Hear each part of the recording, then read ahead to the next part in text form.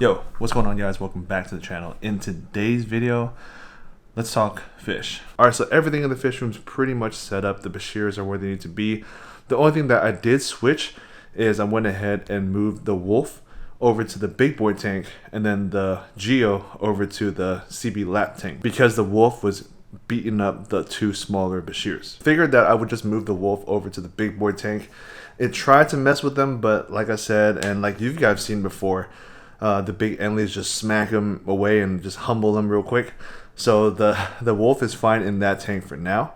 And then the two CB laps, the smaller ones, they're kind of living at peace. Now we need more fish in the 5-footer. But before we talk about that, let's go ahead and run the intro real quick. And then we'll come back and brainstorm and see what types of fish we can add in the 5-footer. Remember those days, those L's, I couldn't sleep right now. I get paid, vacay, I'm staying B-side. Breaking the blues over steak, I gotta eat right. You could be my peace sign. So there's 4 groups of fish that I want to get, and I want to run by you guys real quick. I did choose one already, but I just want to give you guys that option to kind of hear out what I was thinking about adding into the 5-foot tank. So the first group of fish that I was thinking about adding is open water characins, like the red-tailed barracuda, pyar scomb, some fast piscivore predators, and that'll be really, really fun. The second set or the second style of fish I want to keep, it actually might involve moving the two bashirs over to the big boy tank and leaving the 5-footer open because I was thinking about keeping the black wolf. The third option is to grow datinoids out again, but the only thing about datinoids is I have not seen anyone sell them like recently. So before the pandemic, people were selling datinoids on Craigslist, Facebook Marketplace for $20, $30 a pop for Indo dats, but now I don't see anyone with them. I used to be able to buy, like the old video that I had posted with my dats and stuff, I bought all 3 of them for I think like $50. There's no way you can find that now. Now the type of fish that I've already chosen is the 4th option. You guys probably didn't even think about this. Yeah, I never talk about this fish on this channel, but I've wanted to keep this fish for a very long time. Now, this one is the freshwater tiger moray eel. All right, so this is the one I'm talking about right here. Bam, look at that. That's so sick. Look at this. It's so exotic looking, you know what I mean? See if I can find more pictures of it. Damn, look at that. It looks so nice. You know, I actually had an option to get one of these back then. My boy had 2 extra ones. Kind of hard to swallow that pill, but yeah, he had 2 extra ones chilling in 40-gallon breeders. I could have taken that up, but I didn't have a tank set up that was ready for it, and I was planning this whole move and stuff, so I didn't want to kind of take it in immediately. But dang, look at this. These are the ones that a lot of people get confused about. These are the snowflake moray eels. They're brackish water, and yeah, man, they definitely need it to live long term. I had some of these before in the past. They don't last long in full fresh, bro. They just ended up passing. They need that salinity. But you can see the difference. So this is like a $30 fish right here. It's like $200, maybe $150. So yeah, I'm trying to get one of these ASAP. Look at that. It looks so sick. It's crazy. Let's see if I can find a better picture. Yep, look at that. Damn. Imagine a 24-inch one. Jeez. This tiger moray eel is 100% freshwater. They've been found in Indonesian waters as adult size, baby size, everything in between. They can grow in pure freshwater. And that's the neat part about this type of eel, is because I think it's the only moray eel that can live in freshwater its whole life with no problem. So that's the reason why I really want this fish. And at the same time, this is my pop's favorite fish. So I kind of want to get that for him, and then we can grow them out, and that'll be really sick. The good thing about the moray eel, any kind of moray eel, is even though they get to about 30 inches to 24 inches, they are very flexible, and they're never really chilling like fully extended. They're just like snakes. So having them in the 5-foot by 18 is no problem. Just as long as I have enough hiding places for the eel to chill in, it's gonna live a very chill life. Let me know down in the comments below if you guys seen this coming or have experience keeping the freshwater tiger moray eel.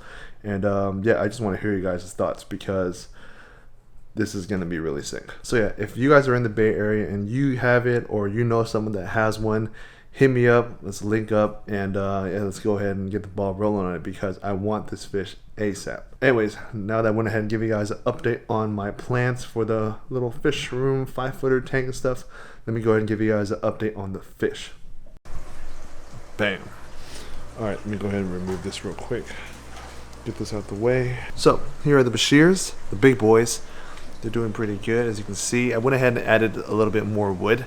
I have some in this tank with the gulper cat that we're just kind of letting the tannins leach out because this fish right here is blackwater, so it loves all these tannin goodness right here. A lot of people think this water is dirty because of the tint and the color of the water, but it's actually all that good tannins that's coming out of this piece of wood and this piece of wood too. Normally people just boil it, but since I have a blackwater fish, I went ahead and just give it to this guy right here. There he is. Here's the wolf I was telling you guys about earlier that was beating on the laps that were over there. He's just chilling with the big boys now, as you can see. It kind of does this sometimes.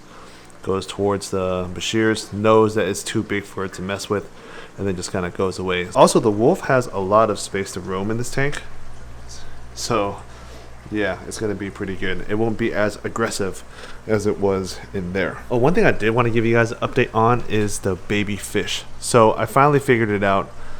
All these little fish that's in this tank, let's see if I can zoom right there. All these little fish are rice fish. So I knew that there was a chance that they would be rice fish, but I thought that it may have been rasboras or cories. I was hoping for cories more than rice fish, but what are you gonna do? So yeah, now that we've confirmed that the baby fish that's in this tank are rice fish, after I grow them out, I'm planning on just giving it to my local fish store and maybe trading it for some fish food or whatever.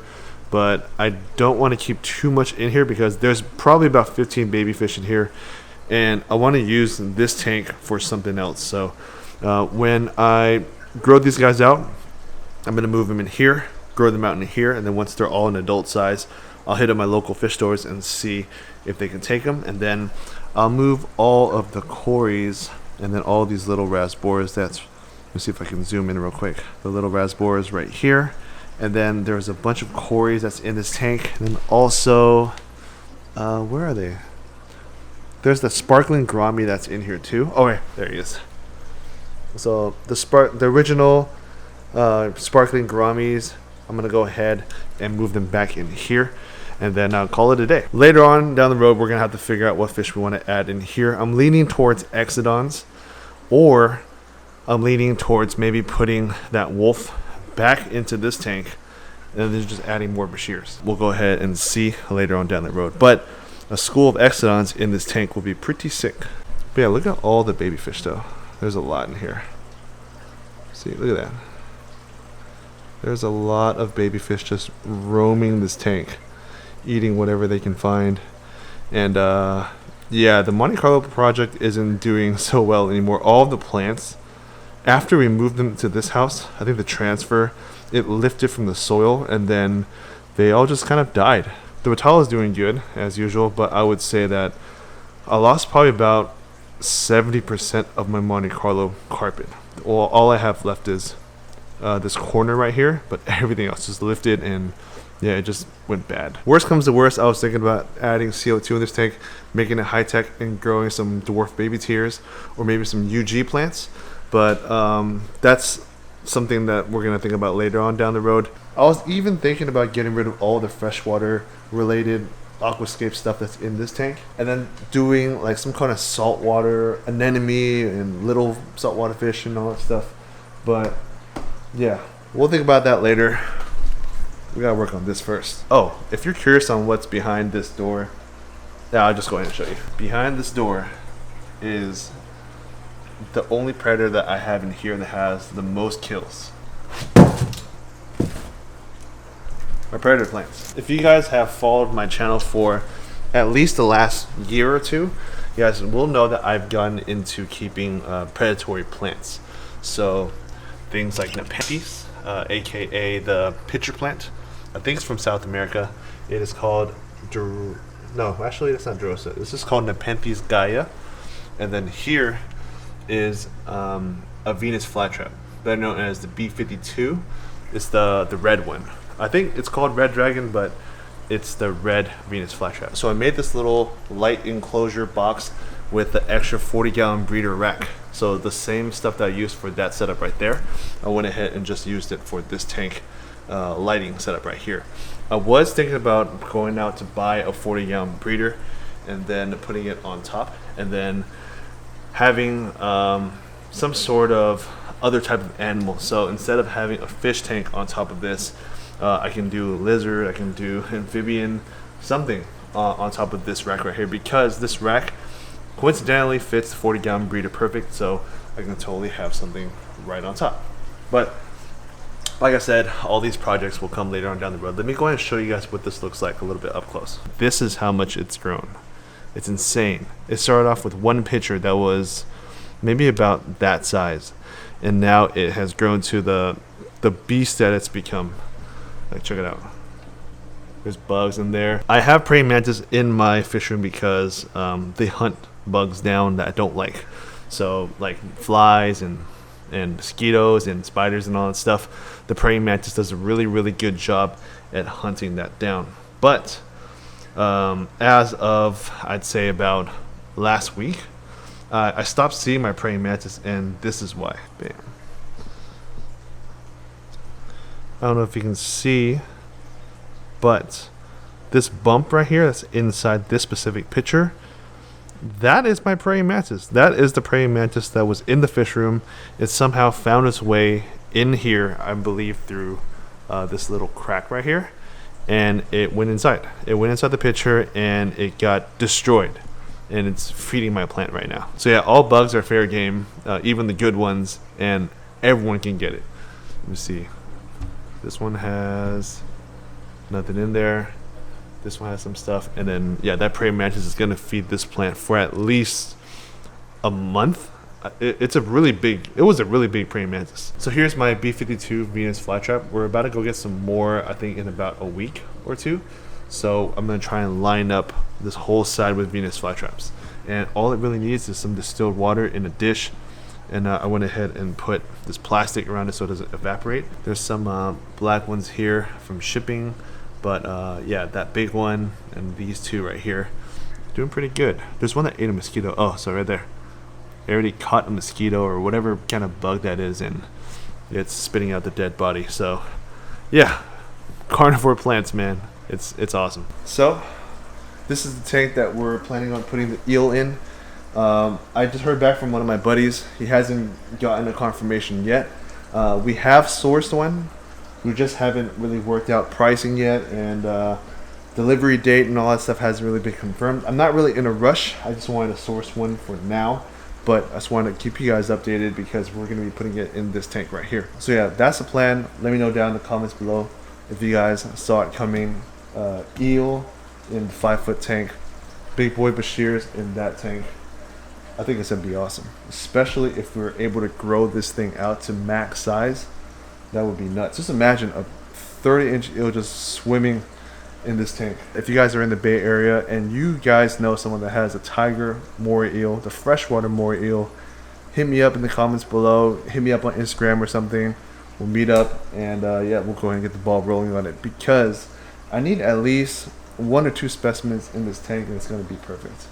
That would be so sick. Fun fact, the tiger moray eel is the only freshwater moray eel ever. All the other moray eels are either brackish, like the snowflake, or pure salt water. So this specific one right here is the only one that can live in freshwater. Alright, so that's pretty much it for today's video. I hope you guys enjoyed it, and I hope you guys enjoyed this little mini update that I had for you guys today. Let me know, like I said, in the comments below if you guys would do the freshwater moray eel in this aquarium. So I'd like to thank you guys for watching. Stay tuned for the next one. Peace, guys.